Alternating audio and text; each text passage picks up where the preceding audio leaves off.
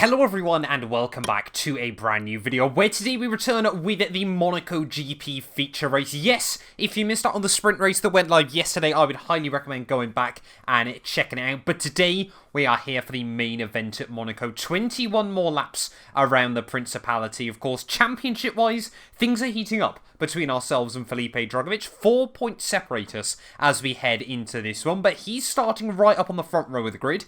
I'm starting down in P8, ready for the feature race today. So it's going to require a miracle to try and move past our Brazilian rival, but fingers crossed we can try and not lose out many points to him in the grand scheme of things. Of course, quickly as well, before we jump into this, I just want to say a massive thank you to all of you for the continued support. At the time of recording this, very, very close now to 90,000 subscribers. Of course, the big goal, 100k by the end of the year. So if you're not already, please do make sure you get yourself subscribed as well. But yeah, let's get into it though. Monaco GP feature race, 21 laps ahead of us. Fingers crossed we can try and get a good result. This channel is proudly sponsored by Bybit, the official crypto partner of Red Bull's Formula 1 team.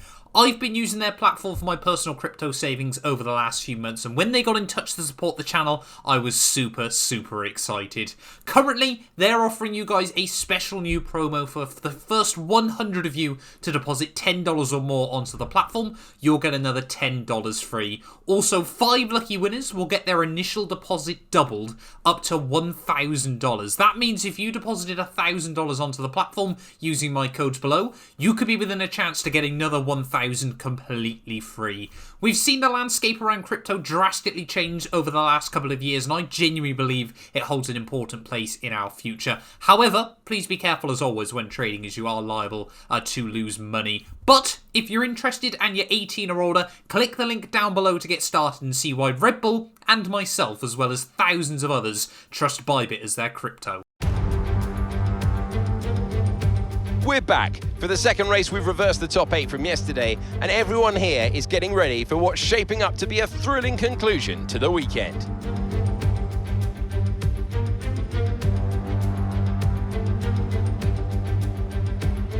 With that then, let's run through the grid order. A fantastic effort from Jehan Daruvala yesterday puts him on pole position, with Felipe Drugovich alongside.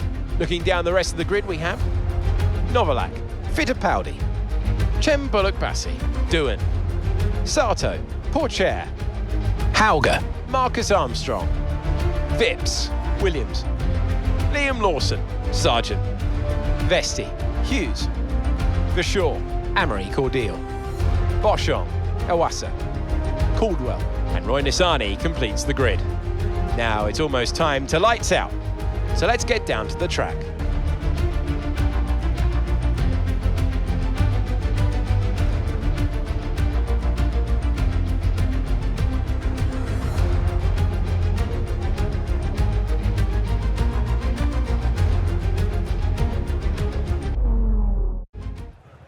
Right, well here we are then, back on the grid for the Monaco GP feature race. And you can see for this one, the team want us to bolt on a set of ultra soft tyres at the start. Now, I was thinking about this during the sprint race yesterday.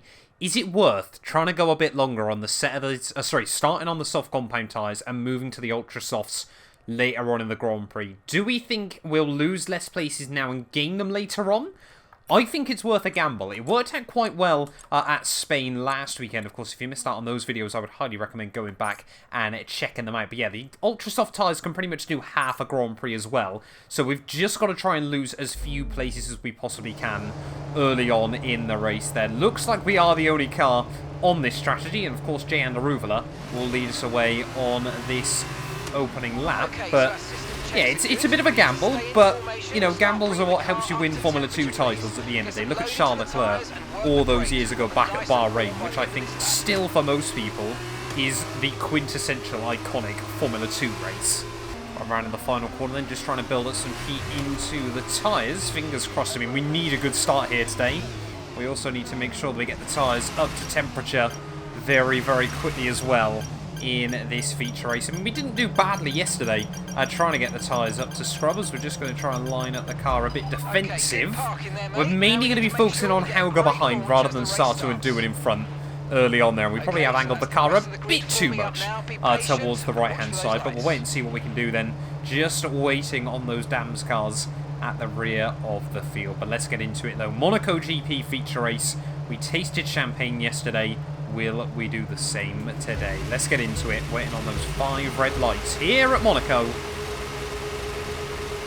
Lights out and away we go.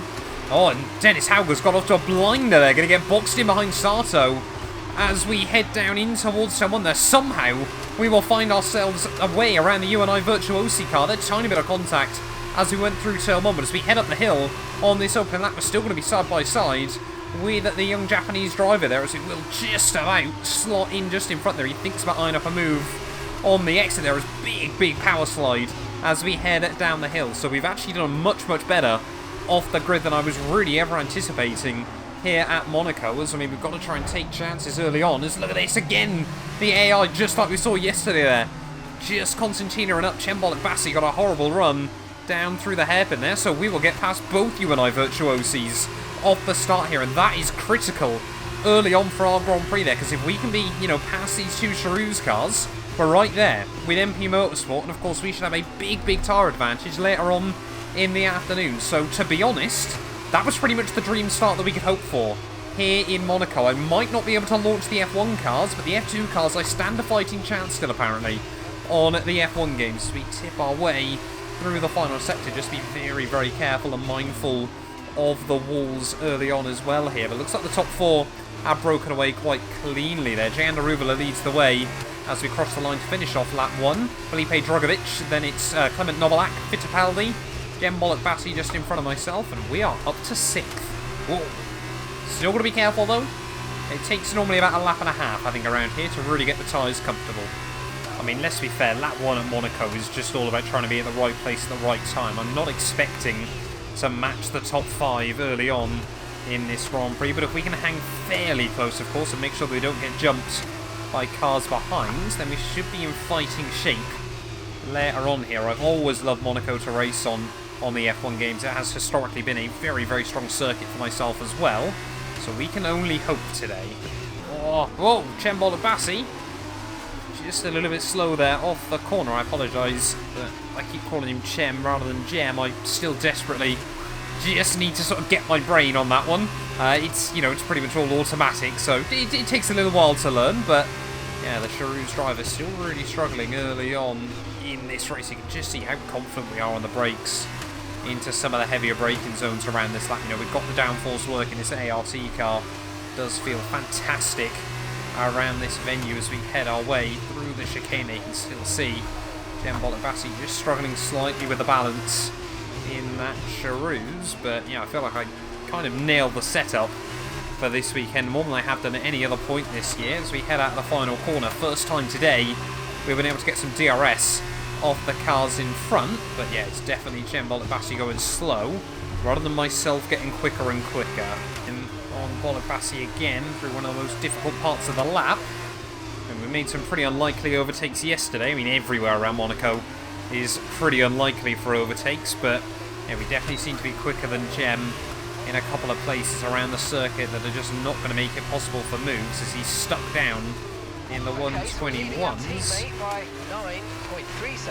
Fred Vesti, of course, had a nightmare yesterday as well, but we've actually got a very good run up the hill here. We are going to be closer to Chembolic Bassi than we have been before. Or graze the Armco though as we head up through, I think it's, is it Beau Rivage? No, I think that's down back towards the seafront. Someone will know. Let me down in the comments below. Might have been, it's not Mirabeau, is it? Oh, I put it in neutral again. That's not going to do me any favours. It just pushes the front end out there as well. Fittipaldi now struggling in the other Charouz. So now we've got both of them just in front of us there, and they're dropping away from the MP Motorsport cars. But Jayan Daruvula is just setting sail into the distance at the moment. Jayan is looking comfortable in that Prema car early on. Oh, Chembolic Bassi again, not getting a run. Up the inside will go down the hill. That's a very aggressive dive bomb, but one that we have pulled off. Just about got the car slowed down into the corner as Fittipaldi again struggling there, but you just don't know where the AI are going to go off that corner. But we've now muscled our way into a Charouz sandwich as, oh, Fittipaldi. I tried to get the power down there. He saw him struggle off the corner, but we just couldn't do anything about it this time round. We are going to be close, but not close enough once more. As how much time am I going to spend? Wait! Don't hit that wall too often. That was incredibly lucky not to rip the wheel off. Around the outside of Fittipaldi. There we go. Thank you. We haven't been able to get the power down, though. Fittipaldi's still going to be there. Oh, it was very, very scrappy, but no contact between myself and the Charouz driver. And there we go. 2 laps, 2 overtakes then here at Monaco. But we've got 3 seconds up to Clement Novalak. But here comes Fittipaldi again. Down into the chicane. Well, just again, we seem to be so confident on the brakes against these guys. But we pulled off the move. We're back into P4 now of the Grand Prix. Is still got to be very, very careful through Tabag. I mean, you've just got to be careful everywhere around here, but it's not long now before we box onto a set of the Super Softs. So we can definitely gain more places later on. But, I mean, the big goal, of course, is always Drugovich. So Clement Novalak, I'm sure, will be a rear gunner. Unless we can get an undercut on Clement, or maybe do the opposite. I just don't know at the moment what's going to happen. Oh, there we go. Clement Novalak into the pits then at the end of lap 9. So we are going to try and go at least 1 lap longer than the MP Motorsport driver. And it looks like, yeah, we're starting to see a few more cars into the pit lane. Team on us in at the end of this one, but honestly I'm tempted to extend the laps by a couple more there. Fred Vesti into the pit, so we are going to have flexibility as to when we want to pit. But these soft tyres are not feeling bad at the moment. I'm just thinking, if Cordeal can get stuck in traffic, which it's looking like he might, we may as well just try and use the rest of these soft compound tyres here and close up a bit more to Drugovich. Just kind of, it's doing the strategy on the fly there, as that's what happens if you take too much curb through the hairpin. There we go. We have now got Jan Ruvala and Felipe Drugovich into the pit lane. So for the second day in a row, we are going to lead here at Monaco. But, yeah, we probably need to box at the end of this one. Steady on. Steady on. As, yeah, definitely now Ordeal is getting held up. So we just got to make this lap really count. Then as Jan Ruvala, of course, is going to re-emerge in P2. But they got to try and get temperature into those soft compound tyres. We are really throwing caution to the wind this weekend, as Novalak actually not going to be far behind his teammates still when he heads out of the pits. But we've just got to try and pray that at the very worst that we don't lose anything. But also, if we keep pushing on, maybe we can get the jump. Of course, it does actually take quite a lot for the soft tyres to really fall off. They do last quite well around this venue. We only really noticed it in the final couple of laps yesterday. It was purple through the middle sector. Goes to show just how much we're pushing. Just take the last of the tyre life out of these softs, as into the pits will come. Then never quite know exactly where you've got to get the car slowed down into the pit lane here. But where are we going to re-emerge then? Only green on the pit entry. That might cost us a bit of time as well then. But we are going to be bolting on the purple tyres, as that is a slow stop here at Monaco. Jan Ruvala is definitely going to be out in front of me. Drugovich definitely will as well. But you know what? I reckon we might have done it. Clement Novalak heads out of the final corner. It is going to be close on pit exit with the MP Motorsport car, but I think we've done it. Yes, we have. Look at that. Make sure we keep it tidy on pit exit. We're going to be drag racing as we head up the hill, but we have done enough. We are ahead of our fellow Frenchman here, and next up is our big championship rival, Felipe Drugovich. And you know what? On quicker, softer, fresher tyres, we might be able to have a bit of a run towards the win. If we can try and get past Drugovich this weekend, might be falling into place for us. Soft tyres, or super soft tyres even, I should say, immediately just feel so quick around this venue. I don't think Drugovich is going to get much of a say on the matter. It's a 120.3 from Jan Ruvala, and despite us having to exit out of the pit lane, we were already 1.8 seconds away from that time, so we can definitely get down into the 19s. Of course, this alternate strategy means as well we have got a very, very good chance at fastest lap bonus point, which should pretty much be guaranteed for us.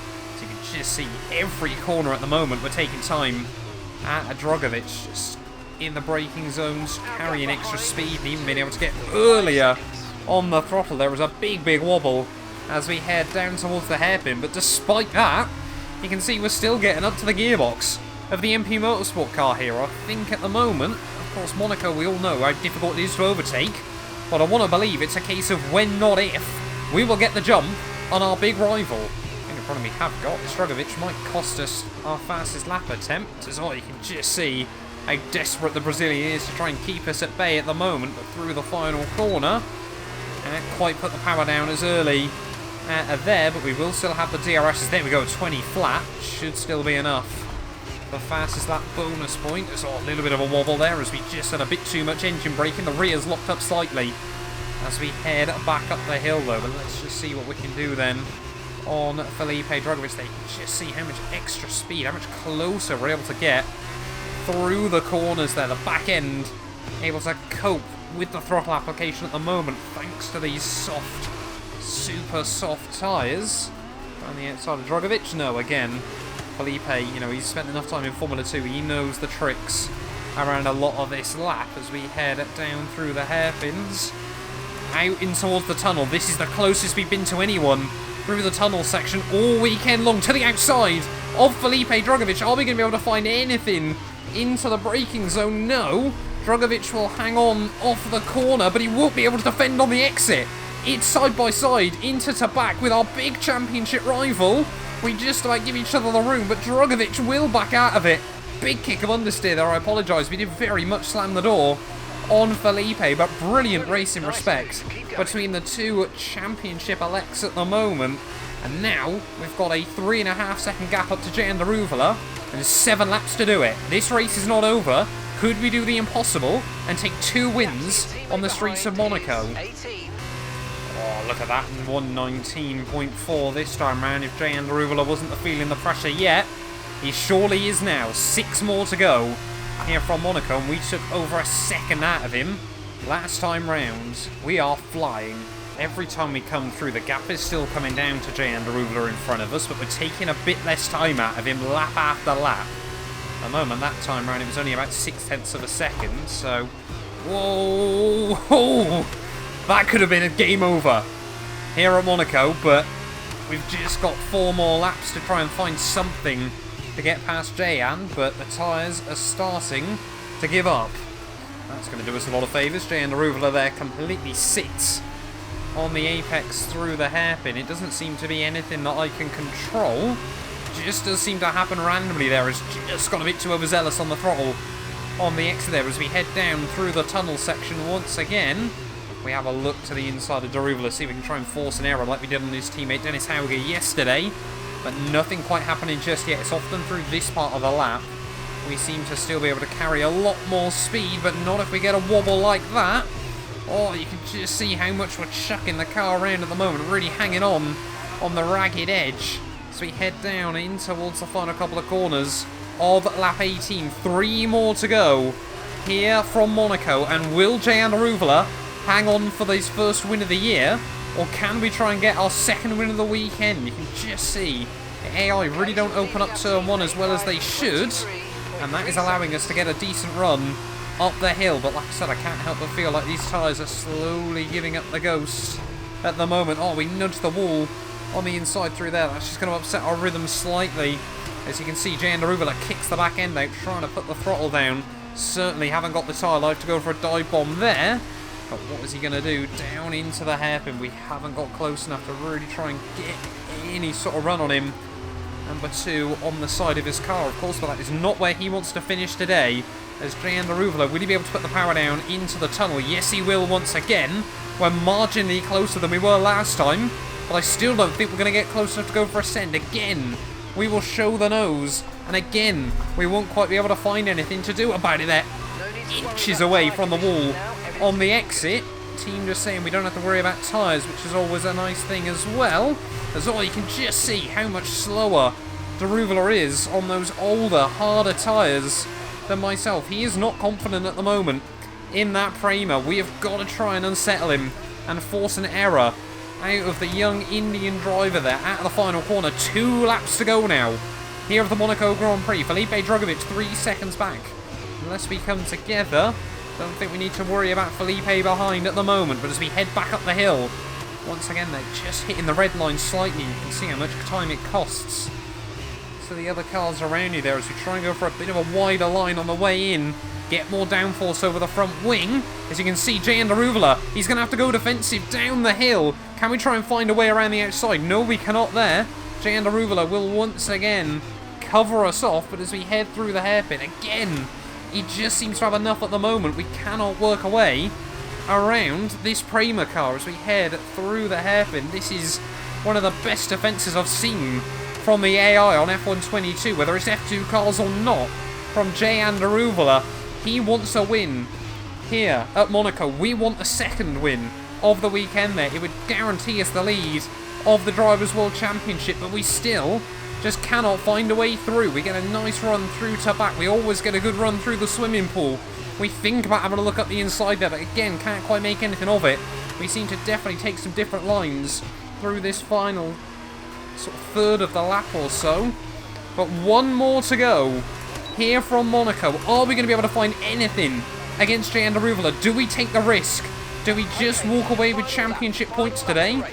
Or do we try and walk away with a few extra ones there? As again, another good run up the hill. This could be down to the wire between myself and Jay Andaruvala as we try and have a look around the outside there. Again, he just cuts us off at the top of the hill there. But again, can we try and put the power down on the exit? A little bit overzealous that time round on the throttle. Jay Andaruvala, he's done everything he needs to so far today. Apart from during the pit window, he has led every single lap. Can we get the car around the outside? He's tripped over Jay Andaruvala. Big wobble from myself there as we try and put the power down on the exit. But Jay Andaruvala, he has beached himself over the curbing. He couldn't put the power down on the exit of the corner. Is he still going to be able to get a run on me as we head down in towards the chicane once again? I don't think he is. And suddenly, on the final lap of the Monaco Grand Prix, whoa, it's not over yet. We've still got to try and hang on there. Here comes Daruvala around the outside, in towards to back. Will he be able to find the grip there? We make sure we give him the room. As Jay Daruvala, he will back out of it in towards the final few corners of the Monaco Grand Prix. Keep it calm. Get the car to the line. That has got to be one of the most dramatic finishes I've ever had around Monaco. But through the final couple of corners, we are going to take back-to-back race victories here on the Monaco streets. Get in there. Oh, mate, great job. Great job. You've done everything we wanted today. That is brilliant.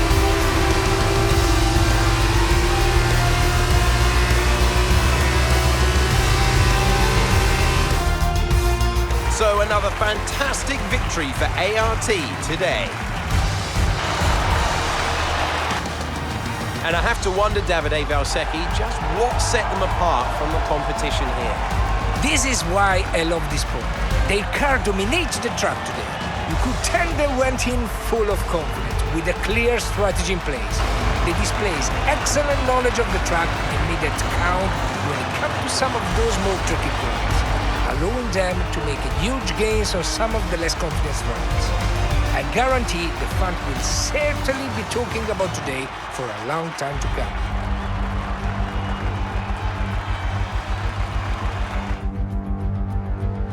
An amazing race today, and a very well-deserved one too. The team worked very hard to get exactly the right setup out of the F2 car. It works for them, and the results speak for themselves. ART GP winners today.